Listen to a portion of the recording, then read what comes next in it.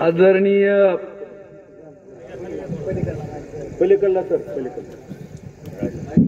माजी आमदार जयंतराव जगताप साहेब जवळजवळ 10 वर्षानंतर एक खुमासदार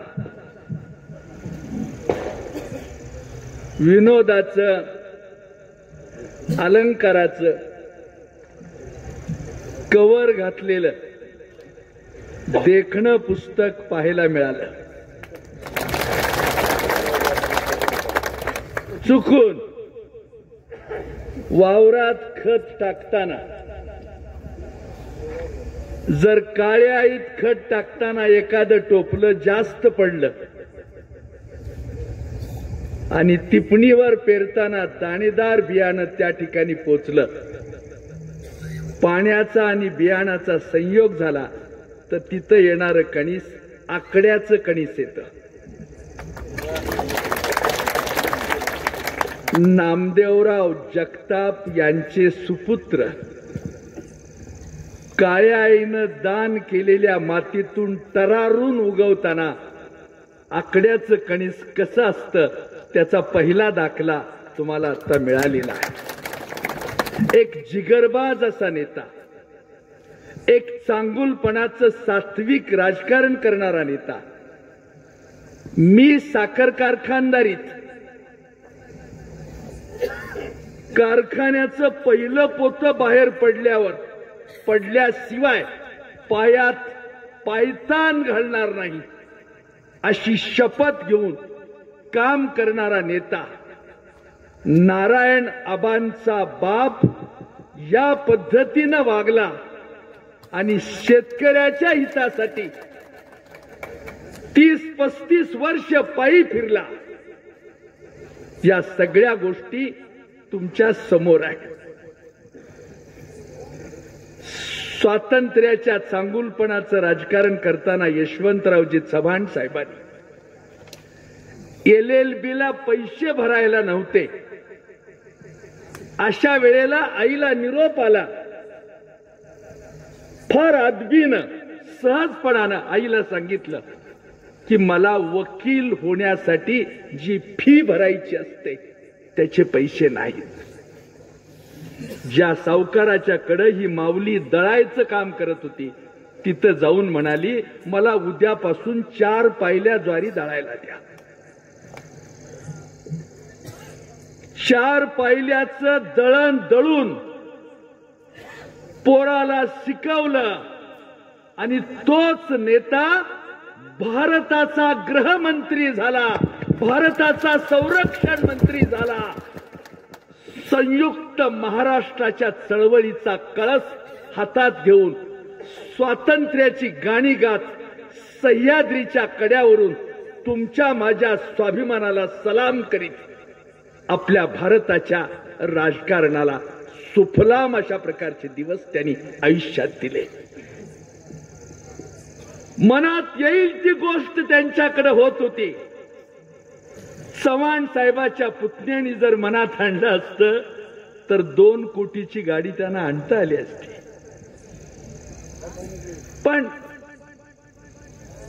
ज्याच्या डोक्यात काही नसतंय तो माणूस वरच्या भरजरी अशा सोन्याच्या अलंकारानं स्वतःला मडवीत असतो आणि डोक्यात काही नसलं तरी आहे असं दाखवत असतो. ती पिढी ह्या शिंदे भावाची आहे. डोक्यात काही नाही तरी देखील मला सोन्याचा मालक म्हणा, मला मर्सिडीज गाडीचा मालक म्हणा, मला 5 कोटी माशाच्या जाळ्याचा मालक म्हणा. याला कोळी समाजाचा सोयरा व्हायचं नाही, फक्त मिरवायचं. गरिबांची भाकरी हिसकावून घ्यायची आहे आणि त्याच्यातून गांधीबाबा मिळत असेल तर ती स्वतःसाठी ठेवायची. मित्रांनो, स्वातंत्र्य सैनिक म्हणून जगताप साहेबांनी आयुष्यात नाव मिळवलं. मला आठवत नाही, माझं वय झालेलं आहे. पाया पडून तुम्हा सगळ्यांना कळकळीची विनंती करतो, एका काँग्रेसच्या मेळाव्यासाठी नामदेवराव जगताप गेले होते. किसनवीर आणि त्यांना बातमी कळली होती की यशवंतरावजी चव्हाण साहेबांच्यावर हल्ला होणार आहे. मित्रांनो, हल्ला होणार आहे हे कळल्यानंतर नामदेवराव बैठकीतून उठले. एक गाजलेला मल्ल म्हणून, एक उत्तम अशा प्रकारची शिस्त म्हणून, व्यायामाची ताकद असलेला नेता म्हणून पटकन आले, दोन्ही पायाच्या आत हात घातला आणि यशवंतराव चव्हाणांना खांद्यावर घेतलं आणि पळत सुटले. इथं हल्ला होणार आहे, इथं यशवंतरावांना मारलं जाणार आहे. आणि तशा वेळेला हे नामदेवराव पुढे पळत होते यशवंतरावांना घेऊन आणि त्यांच्या माग हे किसनवीर धावत होते. मित्रांनो, जीवाच्या बाजी लावून या नेतृत्वानं भारताचा पंतप्रधान वाचवला आणि तुमच्या माझ्या कल्याणासाठी काम केलं. अशा नेतृत्वानं त्यावेळेला काम केलं असताना आज त्यांचे सुपुत्र आपल्या समोर येत आहेत आणि आपल्याला सांगतायत, पोरानो, डोहात उडी मारू नका, खाली खूप मोठे दोन मोठ्या सुसरी बसलेली आहेत खाली, उडी मारू नका. पोरानो, उडी मारू नका, खाली 2 सुसरी बसलेली आहेत. एक सुसर एका पक्षाकडे असते आणि दुसरी सुसर दुसऱ्या पक्षाकडे असते. सापडेल त्याला खात राहते आणि पुन्हा राजकारणात जिवंत राहते. ही माणसं वेगळी आहेत. एका निवडणुकीला संजय मामा पराभूत झाले, दुसऱ्या निवडणुकीला निवडून आले, तिसऱ्या निवडणुकीला तुमच्या मैदानात आले. लांबून बघितल्यावर जरा नटासारखा चेहरा दिसतोय. पावडर न लावता देखील पावडर लावल्यासारखा वाटतोय. त्यामुळं लोकांना वाटलं की हा विश्वासाचा माणूस आहे, म्हणून आपण सगळ्यांनी मतदान केलं. मतदानाचा शिक्का मारताना तुमच्या माझ्यासारख्या माणसाला चिंचेच्या पानासारखा वाटला आणि 6 महिने झाल्यावर आपण तपासून बघितलं तर चिलाराचं पान आहे हे लक्षात आलं. अडचण झाली, शिंगात खिलार आहे, जमिनीवर लांबार आहे, दिसायला पांढरं आहे, शेपटामध्ये देखणं आहे, टिपक्या टिपक्याचा गोंडा आहे, खिल्लार शिंग आहेत, काजळ घातल्यासारखे खोंडाचे डोळे आहेत. हे सगळं पाहिल्यावर आपल्याला वाटलं बैल चांगला आहे. 6 महिन्यानंतर लगेच लक्षात आलं, कंधारच्या लक्षात आलं, जातेगावच्या लक्षात आलं, जेऊरच्या लक्षात आलं, सगळीकडच्या शेतकऱ्यांना कळून चुकलं, हा तर खांदा आलेला बैल आहे, कामाचा बैल नाही. त्यामुळं खांदा चुकवत आठवड्याला एकदा येतोय, कधीतरी कुणाला भेटतोय आणि पुन्हा निघून जातोय. मित्रांनो, हे सगळं काम करताना तुमच्या काळ्याईशी इमान राखणारा माणूस तुमच्या शेतात आला पाहिजे, तुमच्या बांधावर उभा राहिला पाहिजे, शेतकऱ्यांची दुःख ओळखून त्यानं काम केलं पाहिजे. अशा प्रकारचा उमेदवार मार्वेल गवताशी प्रामाणिक राहणारा नेता, करमाळ्याचा राज्यकर्ता झाला पाहिजे असं पवार साहेबांना वाटलं आणि मग नारायण आबाला तुमच्याकडे पवार साहेबांनी पाठवलेला. आपण सगळ्यांनी काळजी घ्या, आपण सगळ्यांनी मिळून हे राजकारण यशस्वी करूया. अशा प्रकारचं राजकारण यशस्वी करताना यशवंतराव चव्हाण साहेबांच्या सावलीत वाढलेले नामदेवराव त्यांनी मतदारसंघ सांभाळून जिल्हाध्यक्षपद सांभाळलं, स्वामीनिष्ठेचं राजकारण केलं. या सगळ्या गोष्टी खऱ्या असताना आज मी तुमची ओळख करून दिली पाहिजे असा माझा दावा नाही. सूतगिरणी का बंद पाडली? साखर कारखानदारी का उजाड झाली? आता पुढे आणखी चालवला तर पितळ उघडं पडतंय म्हणून कारखाना का विकला? अजिबात गावागावात भांडणं लावू. तू आणि मी भाऊ भाऊ सापडलेलं सगळं वाटून खाऊ. किती दिवस हे असलं करणार? मी पाया पडून तुम्हाला सगळ्याला कळकळीची विनंती करतो. स्वर्गाच्या वेशीच्या दारात उभं राहून स्वर्गीय नामदेवरावांनी देखील तुमचे आभार मानावे असं तुम्हाला वाटत असेल तर सगळ्यांनी मिळून तुतारीच्या चिन्हावर बटन दाबा आणि नंतर माय मावल्यानं घरात गेल्यावर गॅसचं बटन दाबा. ही तुमची जबाबदारी आहे. का? चपलेचा अंगठा तुटला तर आपण चप्पल बदलतो. शर्ट जुना झालाय, फाटलाय असं लक्षात आलं तर आपण शर्ट बदलतो.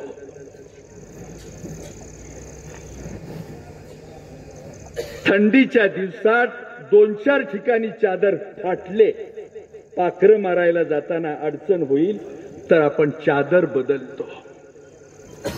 मित्रांनो, बैलाची पेंड विकून खाणारी औलाद असेल तर पाडव्याला आपण गडी बदलतो. आता ती वेळ आलेली आहे.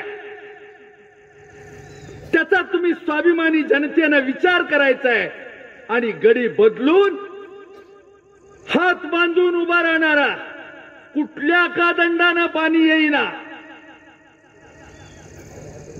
उजनीचं पाणी असल,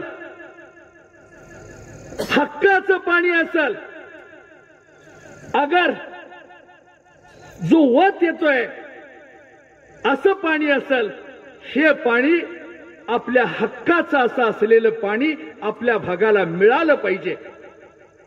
त्याच्यासाठी प्रयत्न करताना तुमच्या माझ्या कष्टाला वाव देणारा, तुम्हाला मला आधार देणारा, आपल्या प्रश्नासाठी भांडणारा 32 किलोमीटरचा वडा, त्याच्यावर वेगवेगळे बंधारे बांधून माझ्या भागातल्या माणसांना 30 बंधारे जर आपण भरून घेतले तर त्याला पाणी मिळेल याचा विचार करणारा, अशी माणसं आपल्या पुढे आल्यानंतर प्रामाणिक माणसाला मताच्या शिक्क्याच्या जोरावर तुम्ही सगळ्यांनी साथ दिली पाहिजे, अशा प्रकारची अपेक्षा या निमित्तानं मी आपल्या समोर व्यक्त करतो.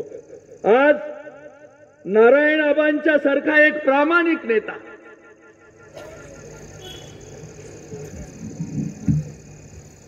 जेऊर सारख्या ठिकाणी नारायण आबांनी तांबड्या मातीची तालीम बनली.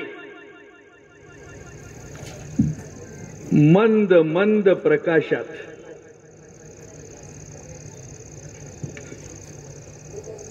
ग्लासाला उलट्या मुठीचा हात लावून रिपीट कर म्हणून सांगत, मस्तीनं दाटलेल्या सत्ता आणि संपत्तीच्या जोरावर आता कुणाचं शेत विकायला काढलंय ही चौकशी कधीच आबांनी केली नाही. अशी चौकशी करावी असं आबांना वाटलं नाही. सामान्य माणसाच्या हितासाठी काम केलं. दहेगावची योजना झाली पाहिजे यासाठी सगळ्यांनीच प्रयत्न केले, सगळ्यांचा सहभाग त्यामध्ये नोंदवला आणि काम केलं. पण मित्रांनो, एकट्या दहेगावचंच श्रेय नाही.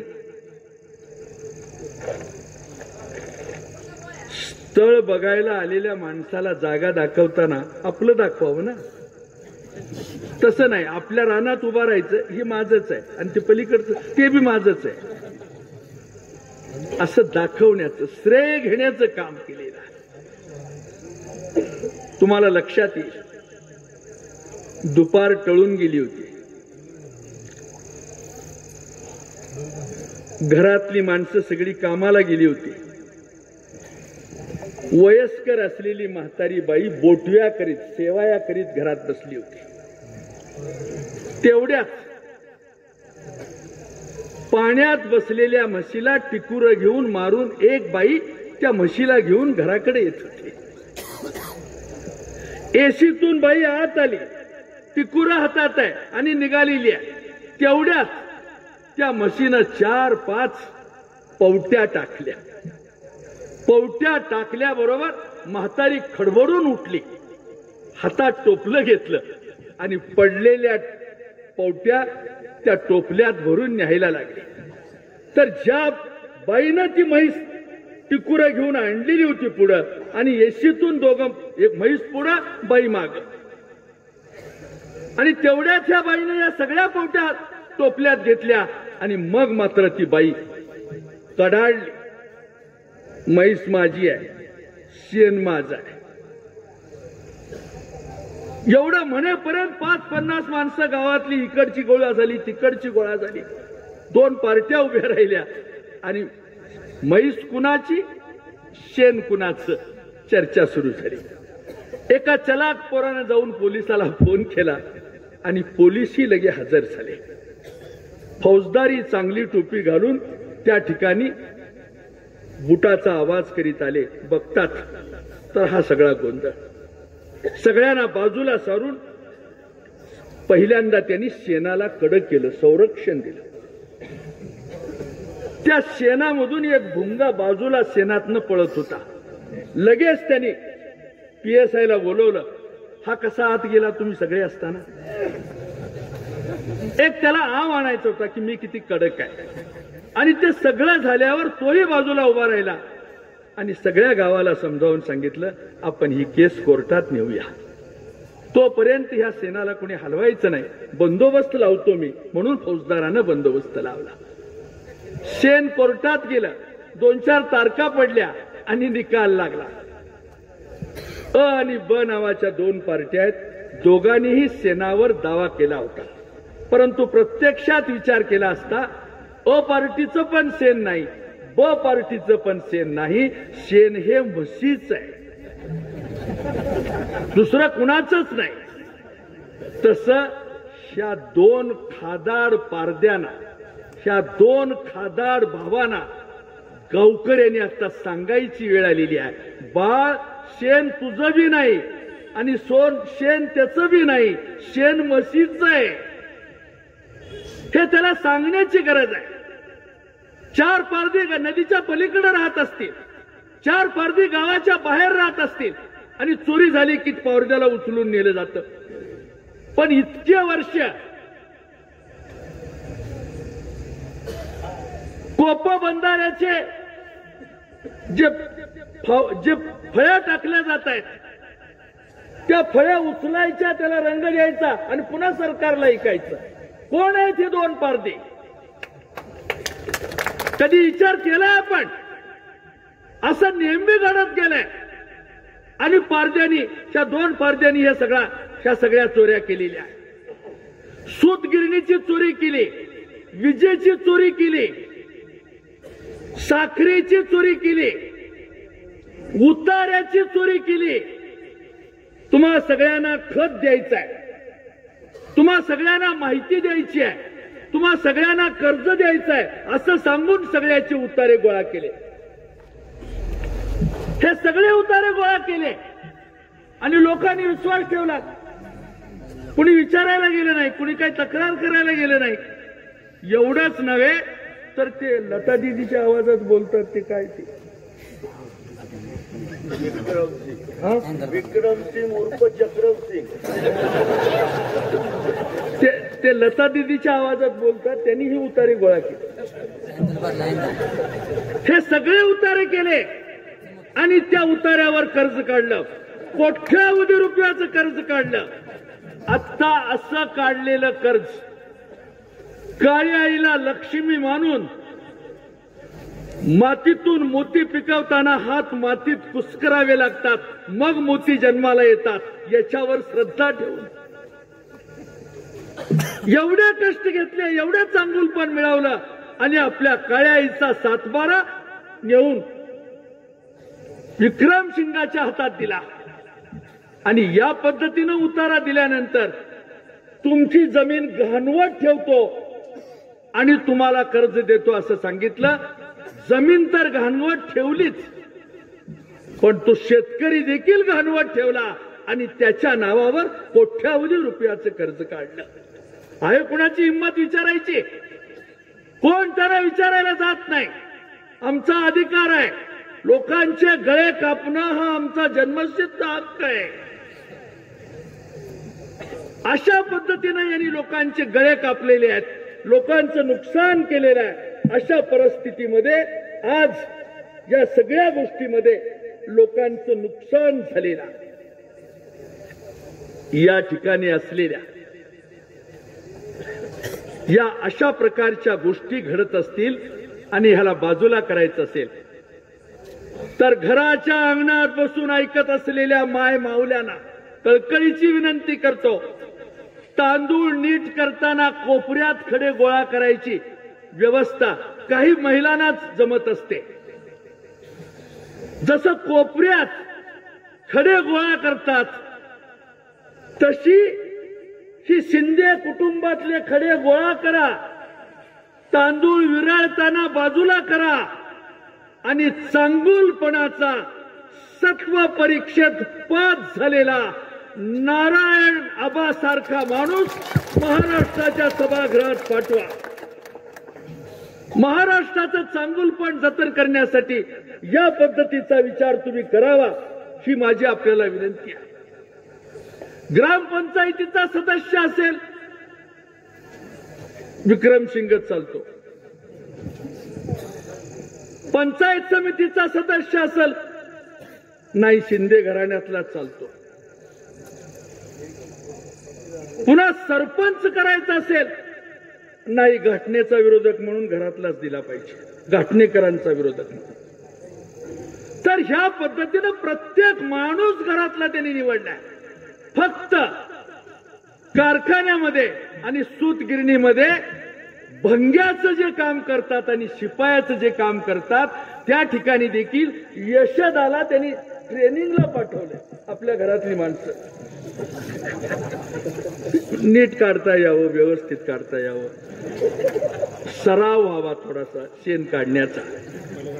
हे शेण कुणाचं हे कळल्यावर आणि कोर्टानं सांगितल्यावर मला सांगा संजय मामा, शेण जरा वाईट लागतंय पण जरा चाकून बघताय का बघा, हे तुम्ही केलेलंच आहे सगळं.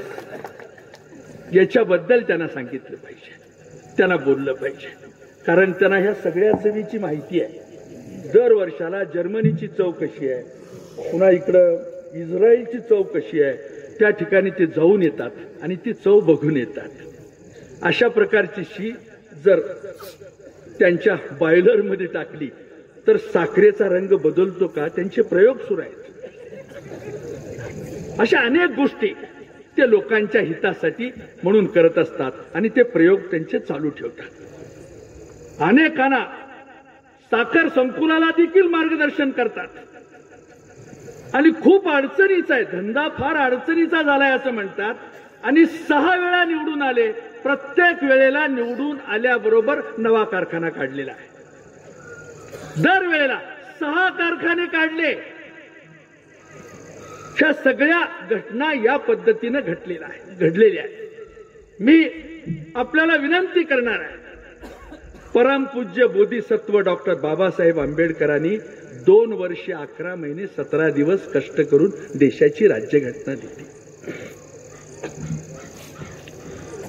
ही घटना लिहून झाल्यानंतर 1935 साली पहिली मिनिस्ट्री झालेली आहे. 1939 ला दुसरं महायुद्ध सुरू झालेलं आहे. 1945 ला संपलेला आहे. 1946 ला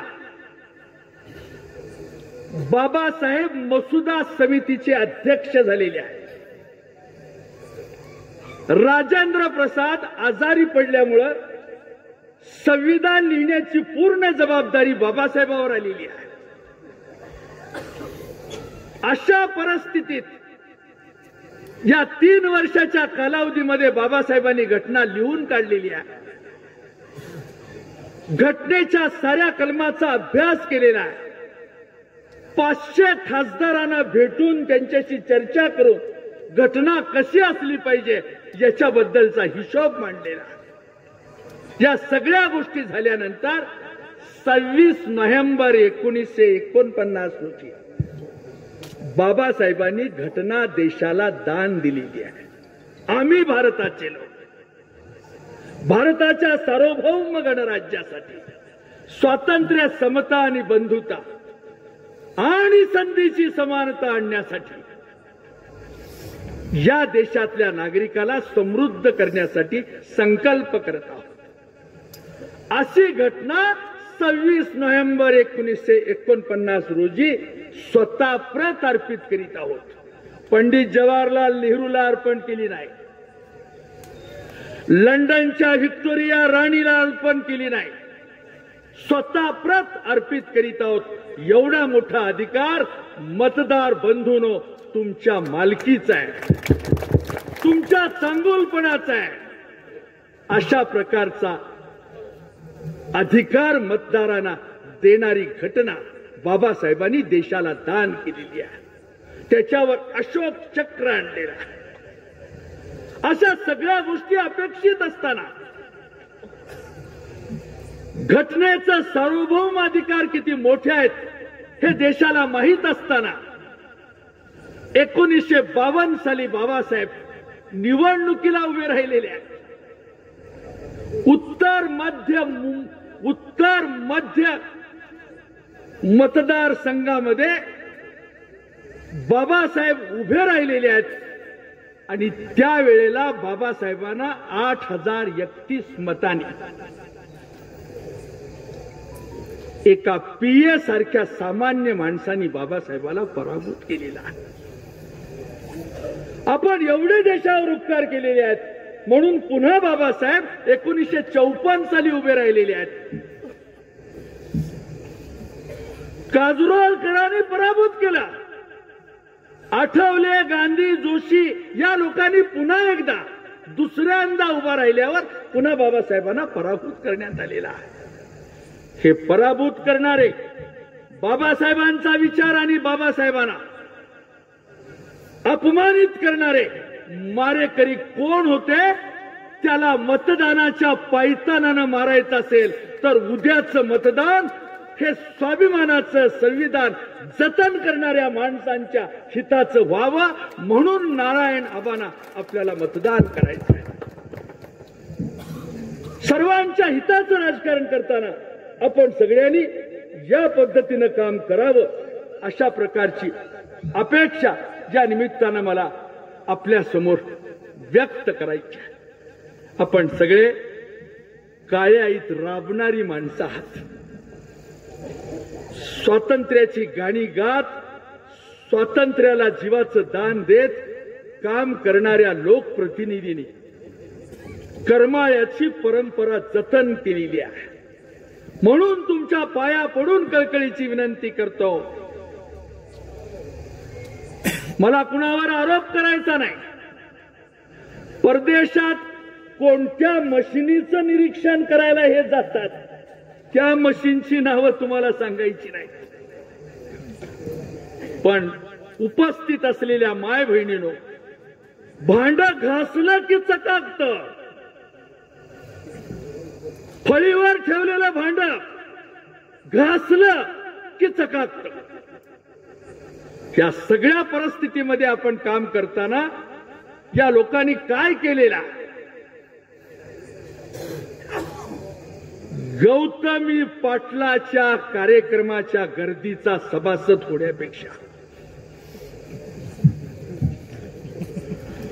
गौतमी पाटलाच्या गर्दीचा सभासद होण्यापेक्षा रायगडाच्या पायथ्याशी मावळ्यांनी सांडलेल्या रक्ताचा सभासद होणं हीच हिंदवी स्वराज्याच्या संस्थापकाला आदरांजली आहे. पुन्हा कधी पुतळा ढासळणार नाही. पुन्हा कधी महागाईची आग भडकणार नाही,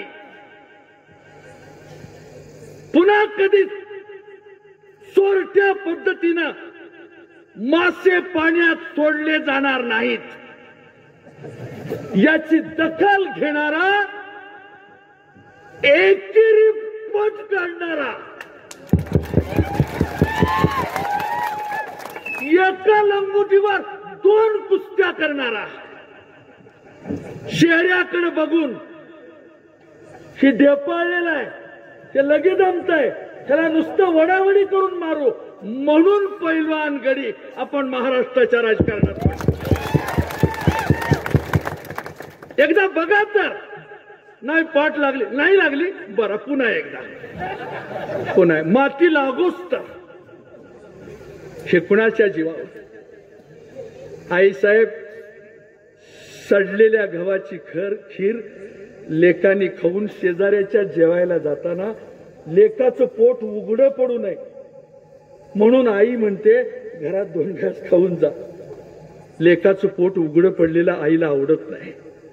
तसं पायी चालून भीक मागून सभासद गोळा करून दिल्लीच्या आमदार निवासात दिवस काढून गोविंदरावनी ज्या पद्धतीचा प्रपंच आपल्या गरिबांच्यासाठी सहकाराचा दिल्लीत मांडला, त्या नेतृत्वाला, त्या आत्म्याला शांती लाभावी म्हणून आपण ही सहकाराची ज्योत तेवत ठेवली पाहिजे. आणि आपले सहकारी नारायणआबा पाटील यांना उघडा न पाडता मताच्या पाठिंब्याचा शिक्का मारून मार्वेलचा गवत कापणारा कोयता कमरेला बांधून माय बहिणींनी एका दमात मेथीची भाजी चिरावी, तशी मतदानाच्या कोयत्यानं भाजी चिरून टाका आणि आपल्या भावाला आशीर्वाद द्या, ही विनंती मला आपल्याला या निमित्तानं करायची. आपण सगळेजण एवढ्या मोठ्या संख्येने या ठिकाणी उपस्थित राहिला. भेटला मांग की फिटला पांग अशाही पद्धतीची गोष्ट. आदरणीय आमचे धाकटे बंधू, वयाने धाकटे आहेत, आमचे धाकटे बंधू बोलले. या सगळ्या परिस्थितीत ते रक्ताच्या नाताची मुलगी आहेत. मी नामदेवरावांचा विचाराच्या नात्याचा मुलगा आहे. मला प्राध्यापक म्हणून बोलवलं 40 वर्षापूर्वी. 16,000 रुपये पगार तुझी नेमणूक केलेली असं सांगितलं. आणि आता जे हॉटेलचे मालक आहेत त्यांनी मला ऑर्डर दिली, ते हेड क्लार्क होते तिथं, गुमरे साहेब. या अशा वातावरणात मला त्या ठिकाणी घेतला. मी तिथं 5-6 महिने काम केलं, त्यांचे पाय धरले आणि साहेबांना सांगितलं, साहेब मला रितसर प्राध्यापक व्हायचं आहे, मला PhD करायची आहे, मला परवानगी द्या. म्हणून तिथून मी इंदापूरला गेलो. तिथंही मी 4 दिवस काम केलं आणि मग रयतेला आल्यानंतर तिथं कायम झालो आणि काम करीत राहिलो. नामदेवरावांनी आपल्या मुलासारखं मला सांभाळलं. मातंग समाजावर त्यांचं अतोनात असं प्रेम होतं. आता तशीच बसलेत. ही बापाची बैठक होती. तो विस्कटलेला चाळ सरळ करत असं पंजावर हात ठेवत आलेल्या माणसाला बोलत राहायचे आणि तक्क्याजवळ ठेवलेली टोपी उचलून डोक्यावर घालायचे. आणि उशीर झाल्यानंतर त्या हॉलमध्येच, कंपाऊंडमध्येच त्या ठिकाणी एका कॉटवर गादी टाकलेली असायची. त्या ठिकाणी ते उत्तम अशा पद्धतीचं सगळ्यांना मार्गदर्शन करीत राहायचे आणि तिथंच झोपायचे. खरेदी विक्री संघाचं, मार्केट कमिटीचं ते कार्यालय होतं. मित्रांनो, एवढ्यासाठी आपल्याला हे सगळं सांगतोय की त्या नेतृत्वानं कधी कुणाची जात पाहिली नाही. स्वातंत्र्याच्या चळवळीची गाणी गाताना जवळ आलेला कार्यकर्ता महत्वाचा मानला. सोलापूर जिल्ह्यानं सत्ता आणि संपत्ती कधी महत्वाची मानली नाही, पण नामदेवरावाचा शब्द जिल्ह्यात 50 वर्ष नेहमीच मोठा ठरला आणि चांगुलपणाचं राजकारण या नेतृत्वानं केलेला. आता तुम्हाला हात जोडून जयंतराव म्हणतायत मतदान करा. आपण सगळेजण मिळून गोविंद पुत्राचा विचार ऐकून मतदान करण्याबद्दल एकत्र आलात. गोपाळ काला गोड झाला, गोविंदानं गोड केला, म्हणून आपण त्याच्या लेकराला आशीर्वाद द्यायचे आहे. आपण सगळ्यांनी हे पाळायचं आहे अशी अपेक्षा या निमित्तानं मी आपल्या समोर व्यक्त करतो. शेवटी तुम्हा सगळ्यांना मग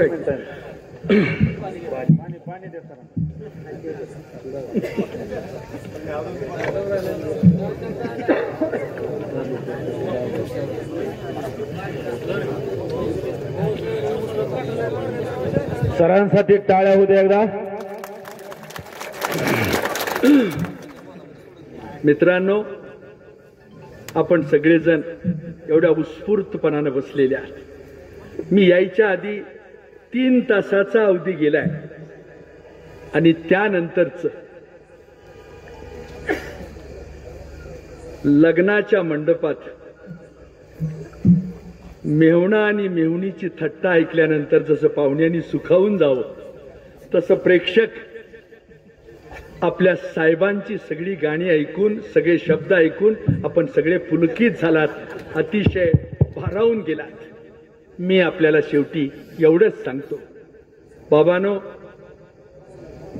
उसाचा काटा मारला, पाप केलं, दर वर्षाला एक कारखाना काढला, 6 टर्मला 6 कारखाने काढले, ह्याची सगळी चर्चा झालेली आहे.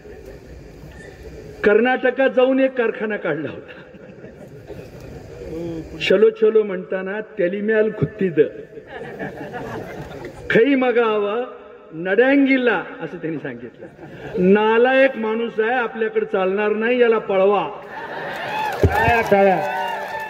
मी बात सांगत नाही, माझ्या त्या कानडीचा अर्थ तो आहे. तेलिम्याल कुत्तीद, चांगलं चांगलं म्हणताना डोक्यावर बसलाय. तेलिम्याल कुत्तीद खई मागावं असं सांगून नालायक पोरगा ह्याला पळवा असं त्यांनी सांगितलेलं. मला कुणाला कळत असेल तर हे नीट बघा. तवरूरा मनी नोडी बंदे ताई ननपागे कण नीरू तंदे. हे प्रवचन 13व्या मैलातलं सिद्धेश्वर महाराजांचं प्रवचन आहे. तर मी आपल्याला सांगत होतो, आपण सगळेजण एका दुष्काळी भागात राहत होतो. सुदैवानं आपल्या नारायण आबाचा हात लागला.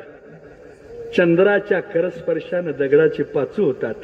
शरद पवाराचा पाठीवर हात स्पर्शानं आपल्या आयुष्याचं सोनं झालं आणि हा बोगदा उसळत घुसळत फेसाळत इथपर्यंत आला आणि आपल्या आयुष्याचं सोनं झालं. परंतु माझे शिंदे मामा मित्र आहेत, बबनराव शिंदे तेही माझे मित्र आहेत. दोघं आता एकाच वयाचे आहोत. दोघांनी आता एसटीत जागा धरलेली आहे, ती कागद का तो ठेवलेला आहे. अशा परिस्थितीत देखील मी आपल्याला समजावून सांगतोय की कसल्याही प्रकारची चूक आपल्या हातून घडू देऊ नका. कारण छत्रपती शिवबाच्या रयतेला सलाम करणारी आपली ही माणसं आहेत. अशी माणसं असताना जीवाला जीव देणारी, त्याग करणारी माणसं शिवबाकडे होती, म्हणून शिवबाला राज्य स्थापन करता आलं. रणजित देसाईच्या श्रीमान योगी कादंबरीमध्ये 3ऱ्या पानावर रणजित देसाई म्हणतायत, राजाच्या पायाशी जडलेली नजर सुटू नये. राजाच्या पायावर जडलेली नजर सुटू नये म्हणून राजांचे जोडे उरासी कवटाळून सखल श्रीमंत सौभाग्यवती राणी पुतळा महाराज सती गेल्या त्या चरित कहाणीस ही पायाजवळ ही चरित कहाणी अर्पण असं रणजित देसाईनं पुतळाबाईंच्या बद्दल लिहिलेलं आहे. मित्रांनो, माझं भाषण मी वाढवत नाही. घोड्याला टाच मारून छत्रपती शिवबा रायगडाला वळसा घालून सोयराबाईच्या दिवाणखान्याजवळ पोहोचलेले आहेत आणि तिथं पायउतार झाल्यानंतर सोयराबाईला विचारतायत, सोयराबाई, आम्ही सुरतेला निघाले आहोत, तिथून येताना तुमच्यासाठी काय आणू? मी ऐकलंय सुरतेला खूप चांगलं सोनं मिळतंय म्हणून, आपण येताना माझ्यासाठी सोनं आणा. त्याच घोड्याला तशीच टाच मारलेली आहे. आत्ताही राणी पुतळाबाईचा वाडा रायगडाच्या पायथ्याशी आहे. राजे त्या ठिकाणी आले आणि ज्या वेळेला पुढे जाऊन घोड्यावरून पायउतार झाले, राजे खाली उतरून चालत येत आहेत. हे लांबूनच पाहिल्यावर देवाऱ्यावर असलेली पंचारती या माऊलीनं हातात घेतलेली आहे. सोन पावलं टाकेत ही लेख रायगडाच्या रयतेच्या राजाला आरती करण्यासाठी म्हणून वाड्यातून 2 पावलं पुढे आलेली आहे. राजे खाली उतरून पायउतार झालेले आहेत, पुढे येऊन उभं राहिलेले आहेत. 8 राण्यांपैकी सर्वात लाडकी राणी म्हणून पुतळाबाईचं नाव होतं. राणी पुतळाबाईच्या खांद्यावर राजाने हात ठेवलाय आणि राजाने विचारलंय, पुतळा, तुझ्यासाठी सुरतेवरून काय आणू? पायाशी जडलेली नजर पुतळाबाईनं वर केलेली आहे. राज, सुरतेला निघालात, हे माझं सौभाग्य. सुरतेला जाऊन असंच सुखरूप परत यावं एवढंच आई जगदंबेसमोर मागणं आहे. यापेक्षा आणखी काही मागायचं नाही. जीवाला जीव देणारे नेकीचे नेकदार राजाजवळ होते म्हणून राजाला राज्य करता आलं. 19 मुख्यमंत्री झालेले आहेत महाराष्ट्रात. शरद पवार 4 वेळा मुख्यमंत्री झालेले आहेत. अनेक वेळा दिल्लीला हादरे बसवण्याचं काम छत्रपती शिवबाचं नाव घेऊन पवार साहेबांनी केलेलं आहे. नेकीचे नेकदार म्हणून जीवाची बाजी लावून राज्य निर्माण करण्याची ताकद फक्त शरद पवाराच्यात आहे. त्याच्यावर विश्वास ठेवून जिगरबाज असे बाजी प्रभू नारायणआबा पाटील नावाचा सहकारी महाराष्ट्राच्या विधानसभेच्या पायऱ्या चढताना ज्या सूतगिरणीची राख केली, ज्या साखर कारखान्याची माती केली, ज्या साखर धंद्याला काळिमा फासली, या दोघा भावांनी राख केलेल्या मैदानात बसून हातानं रेगोट्या माराव्यात आणि कारखान्याची राख का केली त्याचं चिंतन करावं. आणि त्यावेळी पवार साहेबांच्या पाठीमाग जिगरबाज मावळा म्हणून नारायणआबांनी विधानसभेच्या पायऱ्या चढाव्यात. यापेक्षा मी आणखी काय सांगणार? आपण सगळ्यांनी हे काम करूया. आपण सगळ्यांनी ही ताकद लावूया आणि या सगळ्या प्रश्नांची उत्तरं आपण महाराष्ट्राच्या मराठी मुलकाच्या मैदानात मांडूया. अनेक आघात महाराष्ट्रावर झाले, मराठी मुलकावर झाले. 50% मुंबईसह मिळणारा कर आपण दिल्लीला भरतोय, पण त्याच्या बदल्यात मिळणारा पैसा मात्र त्या हिशोबात आपल्याकडे येत नाही, ही आपली तक्रार आहे. मराठी माणूस पेटत नाही आणि एकदा पेटला ना मग पुन्हा विजत नाही. मराठी माणसाची ही करामत आहे. ती करामत आपण शाबीत ठेवावी. म्हणून आपल्या समोर केरसुनीच्या घरातलं पोरग बोलतंय. ह्या सगळ्या प्रश्नांची उत्तरं शोधायचा प्रयत्न करताय. तुम्हा सगळ्यांची साथ पाहिजे.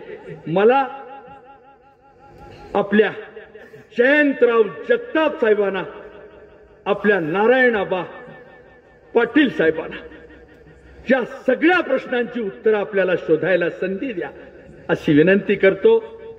लांब आडोशाला बसून ऐकत असलेल्या माय बहिणींचे मी आभार मानतो. एवढ्या सगळ्या गर्दीमध्ये माय बहिणी लांब बसलेल्या आहेत. त्या माय बहिणींना कळकळीची विनंती करतो, आली वर्षाची दिवाळी, बहीण भावाला ओवाळी म्हणून तिचं लाख मोलाचं मत नारायणाबाला मिळावं ही पांडुरंगाच्या जवळ प्रार्थना करतो. मित्रांनो, असं सांगत असताना, या सगळ्या गोष्टीचा विचार तुमच्या समोर मांडत असताना आज जाहीरपणाने मी आपल्या समोर प्रार्थना करतो, ज्यांना बाई मधली आई कळली तो जिजाऊचा शिवबा झाला. ज्यांना बाई मधली बहीण कळली, ज्यांना बाई मधली बहीण कळली तो मुक्ताईचा ज्ञानदेव झाला. ज्यांना बाई मधली प्रेयसी कळली तो राधेचा श्याम झाला.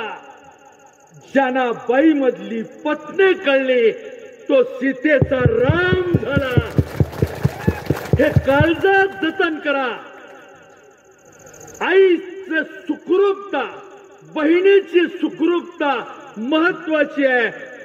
1500 रुपये अंगणात टाकून तशी सुरक्षितता होत नाही. ह्या दोन्ही पारद्यांना विचारा, कुठल्या माणसाबद्दल तुम्ही बोललात?